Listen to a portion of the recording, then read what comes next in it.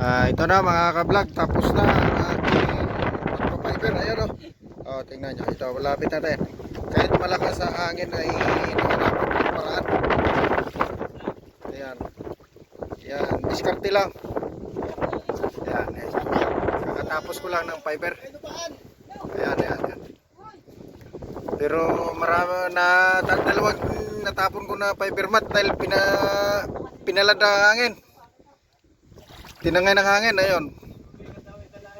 Ayan, ayan, oh. Pero nahanapan ko pa rin paraan. Kahit ako lang mag-isa.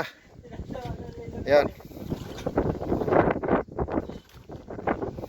Pinilit ko talagang i-fiber para bukas ay magpintura na lang ako ng fiber paint. Yan, yan. Yan ang kabuuan ng pinasipot. Yan.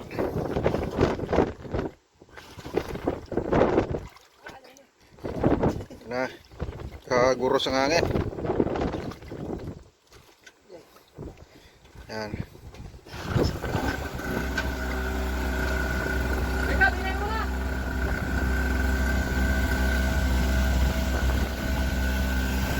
Ito rin sa kabila ay busy din na pag-installar ng ilaw. Nagwa-wiring. Yan.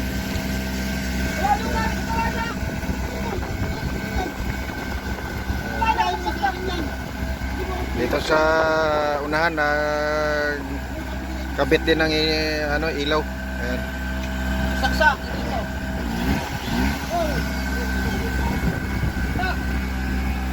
Ilaw.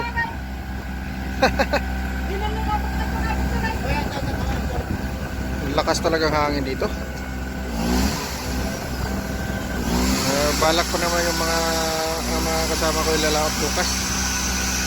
Paano to makalaot kung ganitong sitwasyon ng malakas ng hangin? Oh.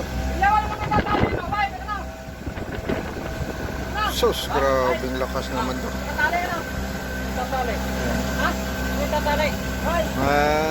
Dalawang linggo na itong lakas ng hangin dito.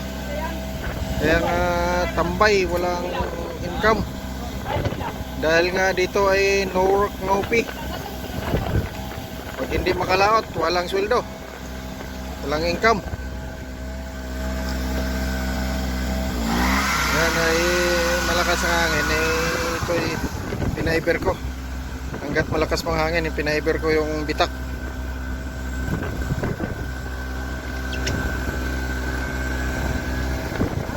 Ito ang sa paligid, oh.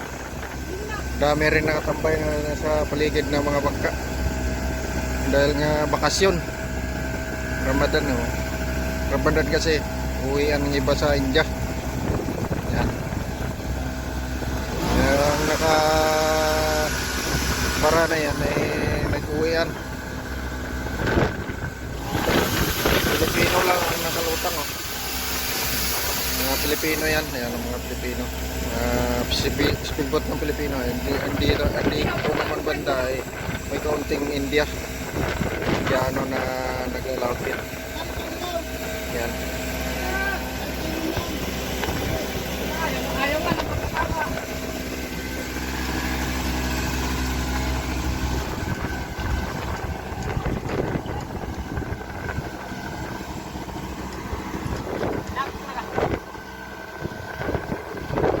Busy, oh.